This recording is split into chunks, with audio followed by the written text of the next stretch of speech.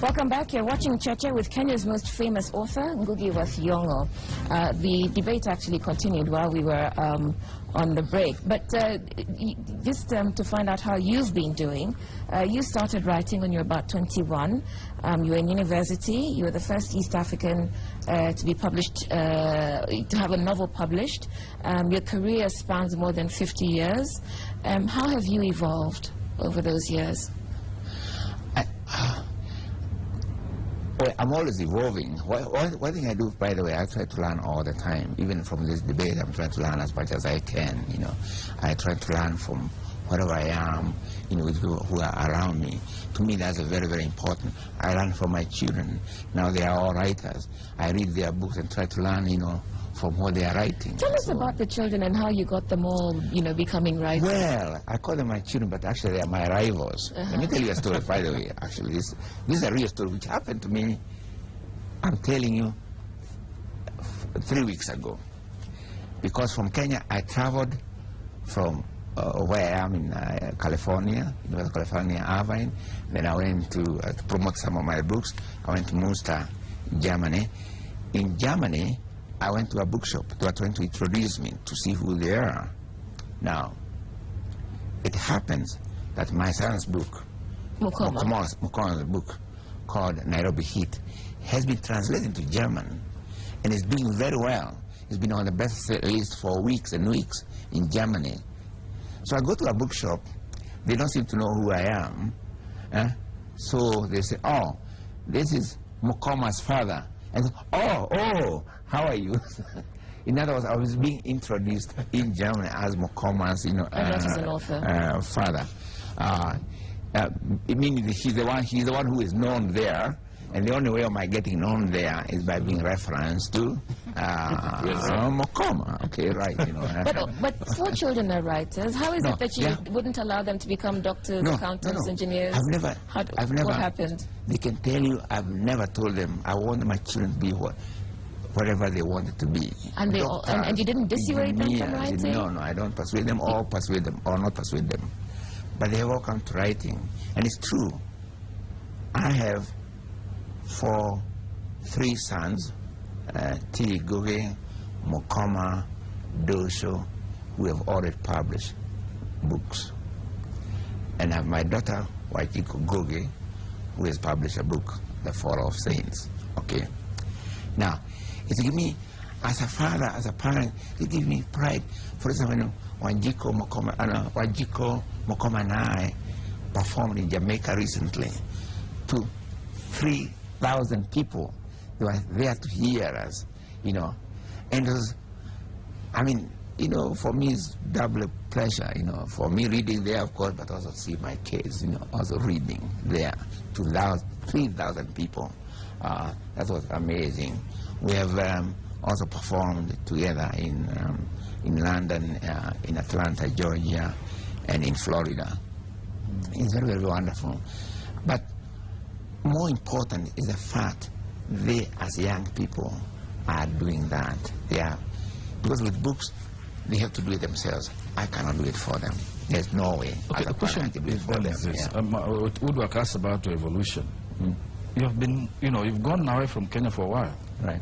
I'd like to stay with the children because there's writing can be lonely. It can also be financially unrewarding. What do you say to your children? Does writing pay the bills? No.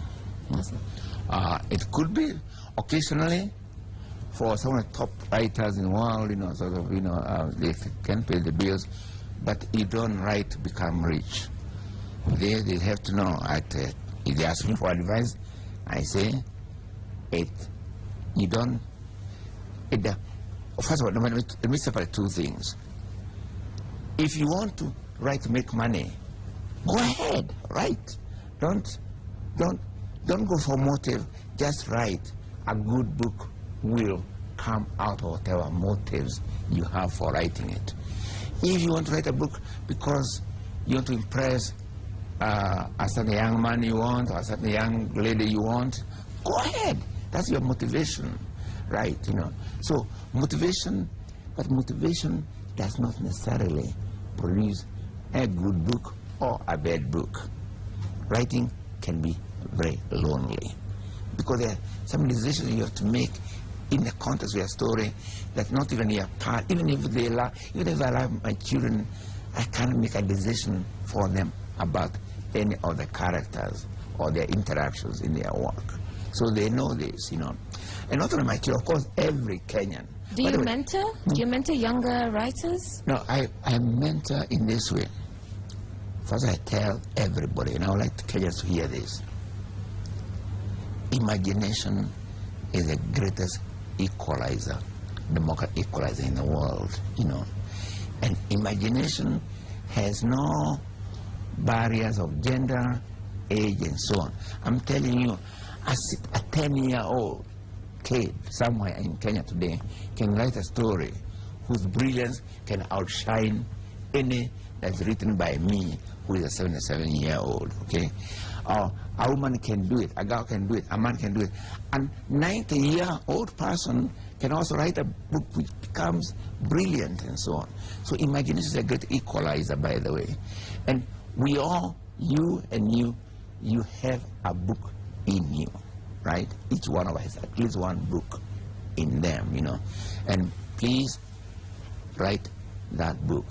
And when you write that book, don't worry about the language, just do it in Luo, do it in Kikuyu, do it in whatever language you have, and worry about translations later. How has technology affected your publishing? Technology is going to be very, very important, by the way, because now people, you don't get a publisher, you can at least self-publish online. Self-publish was an option in our time. Now you can actually do it. If you feel you've got good stuff and you feel publishers are ignoring you and you've got a few shillings in your pocket, you can self-publish and try and sell. If there are many Kenyans who are self-publishing, that's one option we can follow. We do not have that available. You can write a blog. We don't have that available in our time, and so on. What about e-readers and Kindles and things like that? Because here we have hard copies of your books, your memoirs. This is when I met you in London, when Wizard of the Crow had just come out. Yeah. How has... By the way, did I tell you, this Wizard of the Crow, the Crow, Murogwa Kagogo. Okay. It was the original title of this book. The English translation of this, 2006, as Wizard of the Crow, won California Gold Medal, which was first won by John Steinbeck in 1912, okay? Very prestigious title. And that was a book originally written in Gikuyu, you know, competing for a title, for a medal that all other writings were competing for, whether written in English, and as long as they were published within California, right? You know, so. But it was in a translated form. Yeah, sure. Not in the original language. Sure. You know, if there are prizes in the Gikuyu language, and I'd like to have submit my novel for that competition. And by the way, right now for Swahili writers, one of the biggest prizes which have been now available for Swahili writers, novel writers, is called Mabati Carnell Prize. And I'm very happy to say my son, Ngugi, who is a professor of English and at Carnell University, had something to do with it. And the Mabati company here in Kenya, they have given money, the Mabati company, to what millionaires and other people who make it can actually do in terms of promoting our culture. The money for that prize has come from a Kenyan-based company, the Mabati company. The prize is based in Carnell, and it gives a lot of money to writers in Kiswahili. We are producing a novel in Kiswahili. So if Kiswahili writers are listening, they need to go into Cornell University. It's called Mabati Carnell Prize. Mabati like Mabati. Yeah. So Mabati is based here in Nairobi. So there's Morogi wa Kagogo. Do those books you write in Kikuyu, how many copies do you sell? I'd have to ask. I can tell you. Not many. No. Wait a minute. Let me make this distinction. When Gaika Deda came out in Gikuyu, and also Saitamo Darafaine, the one that cross came out, you know.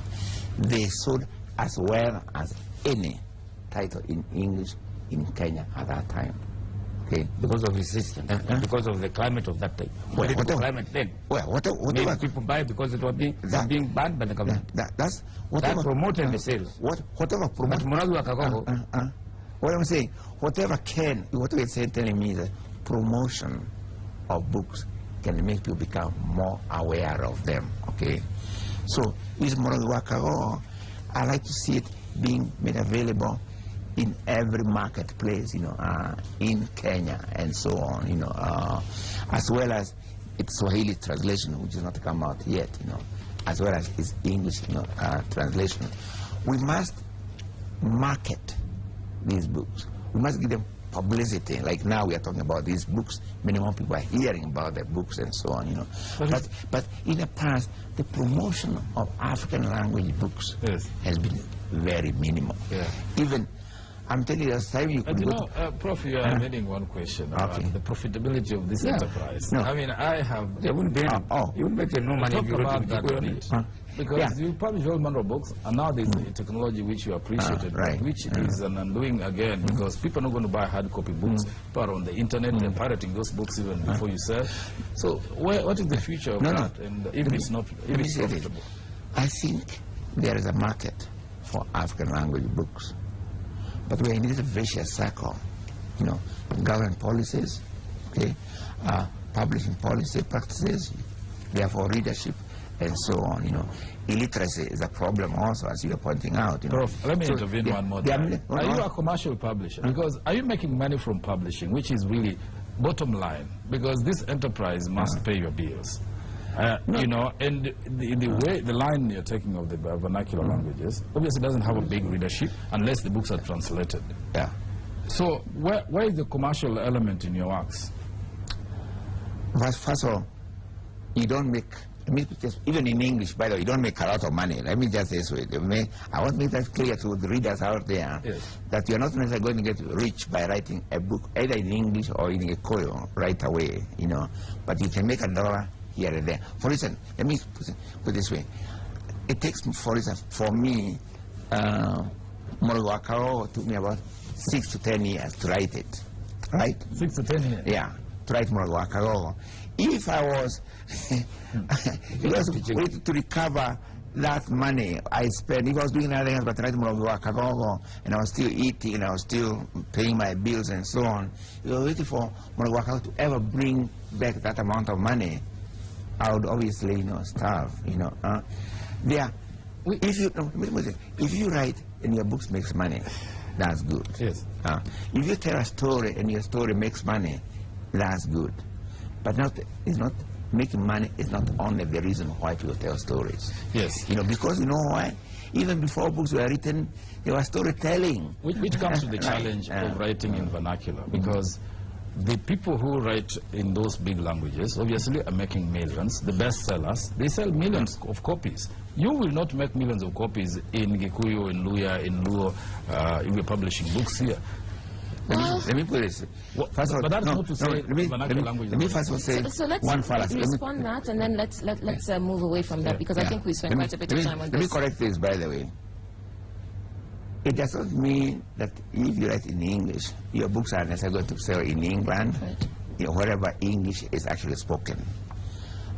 Even my books in English translation or in English, most of the sales are in Kenya, then the rest of Africa, and then Europe and the rest of the world.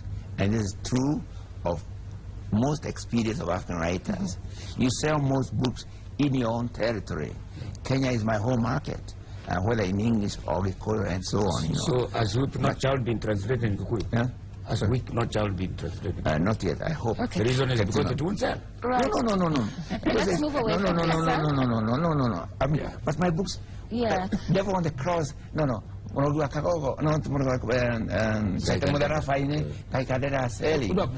right? Just one question. No, we're running out of time. Okay, how many books have you written in Gikuyu and have been translated? Now how many have I written in Gikuyu? I've written 3 novels in Gikuyu. They've been translated. Only three. No, hey, wait a minute. You know, I've written 2 books of 3 children's stories in Gikuyu. 2 have been translated. And the latest, which again has not been mentioned, I have a small book for youth called Rwebo Rwajuki, Song of a Bee. I'm hoping that will be translated to Kiswahili, and eventually, probably 10 years from now, or 20 years from now, in English. Okay. But I like my books to be, I write in Gikuyu, second language translation to be Kiswahili. English can wait. Okay. Okay, we're on extra time, and I'd like to, and many of our viewers would like to know what you're working on at the moment. But you also seem to be moving into memoirs. And why? Are you looking back at your life? How you've evolved over the years, wanting to share your stories? Memoirs. I'm writing my memoirs. Because these are 2 memoirs I have, a childhood one and a prison.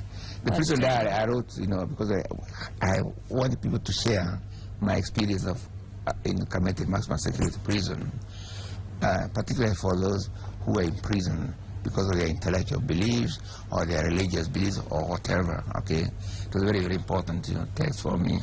But more is the memoirs, you know, A Dream in a Time of War. Was really about my growing up in Kenya and the struggles I've had, you know, for education, you know, as well as a struggle, you know, for writing and so on. And it's written really because now I've got many grandchildren, okay? And I want them to know at some point in the future about me. Are your children writing in Gikuyu? Huh? Are your children writers, your rivals? My rivals? Are they writing in Gikuyu? No. You know, this is a debate we are having at home all the time, you know. The struggle of a language also takes place in my own home yard. Okay. We argue about it. And Mokoma, by the way, is the one who really helped in conceiving this Kiswahili Prize as a struggle for African languages. Yeah. Okay. Let's go to but he writes in English. Let's go to your politics. You and Ali Mazrui were one of the... Just a minute before we come to Ali Mazrui, because you're in politics, and what's current is that you visited the opposition leader, Raila Odinga. Will you be visiting the president, the deputy president? Can we expect that? I hope so. I like to meet. You know, I like to meet. I like to meet him, yes. Yeah. You would like to see the president? Can you convey that? They're listening. The people, I think they need to meet you because, you know, the Constitution also has, I think, favors you very well because it asserts the development of vernacular languages. So you already have a platform. But I met, by the way, there was a Kenyan delegation to Los Angeles recently. And I'd like to recommend the attitude that they conveyed. Before, previous delegations from what I knew, they used to harangue, you know, their audience, you know, sort of, you know, they can tell them, talk to them, you know. Yes. But this delegation was very different. You're surprised? Well, actually, I was surprised because they didn't come to overwhelm the audience. They want to hear. So let's go back to the issue of evolution. That may be very sounding small to other people, but for me, it was very important. So let's go back to evolution then. How do you think Kenya has evolved? How have you evolved? Because we didn't quite get a response to that. First of all, let me say this about Kenya. I meet a lot of young people. There's a lot of energy. I'm impressed by the highway, the skyscrapers, you know. You said you didn't recognize where you were. Yeah, I didn't recognize where I was, you know. But I also note that for every skyscraper that I've seen so far, I look around and I see sharks. You know. That for every Hilton, say, you might use it on, and there's a Madare, okay, right? And we can't really. We have to be concerned. We can't, as J.M. Kariku once said, we have to be concerned about creating a society of 10 millionaires and 10 million beggars. You know, that is recipe for disaster. It's happening in Kenya. Unfortunately, it's also happening all over the world, where the gap between the haves, the rich, and the poor, even in America, is widening, increasing, and to me, is the basis for the insecurity in Kenya, in Africa, and the world. I was asking about the question between your intellectual differences with Mazrui. Oh yes, Al-Mazrui. We didn't really, well, okay, we got on very well with Mazrui, you know, as long as I went to his 80th birthday celebrations and so on, you know. It's more our approach. By approach, I mean, when I look at an African, or any society for that matter, I look at the class stratification. I want to see how the poor people live. I want to see how people at the bottom of the mountain live, you know, what's their condition of life, okay? And so if I go to a Luo country or Luo land, I want to look at how are those at the bottom, how do they live? If I go to the coast, the same. If you go to America, it's the same. In other words, I look at class, you know, approach. I think Al-Mazrui, I may be wrong about this, you know, tend to look at the ethnic approach, you know. And I say the problem in Kenya for me is not ethnicity, it's class issues. It's a question of haves and have-nots. It's a question of poverty and wealth being in the same body. That's Kenya, and this is true also of Africa. A lot of so if I look at, no, let me say the difference. So if I look at, when I go to a place, I want to tell me that a very wealthy Kikuyu and a very poor Kikuyu, you don't want to tell me that they say, oh, but we are all Kikuyus, right? We are true, we are all Kikuyus. But what about the one without medicine? What about the one without school, you know? And the same is true of other communities. That's why I keep on saying, my approach is look at the social stratification. If you're going to build a Kenya, we just finished it. We build a Kenya based on the unity, if you like, and aspiration and the betterment of those who are at the bottom of the mountain. Okay, we can't build a Kenya on the basis of those who are at the top of the mountain, whether they are called Joroge, Onyango, or any other. Okay, you're 77 years old, sir. Do you see yourself ever coming back to Kenya to live? Yes. By the way. When will that happen? By the way, I want to make clear. I keep on showing. I don't have it here, but my Kenyan passport, I cling to it like a religious relic, you know, because Kenya. Kenya made me.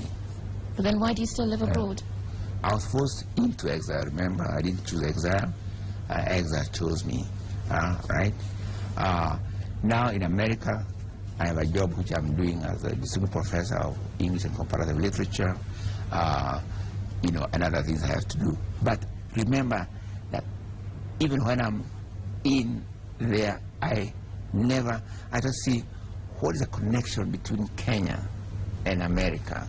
What are the relations of power between the two countries? Kenya is never far from, you know, my mind. I want to retire in Kenya. I would come back here in a day and abandon everything I have, you know.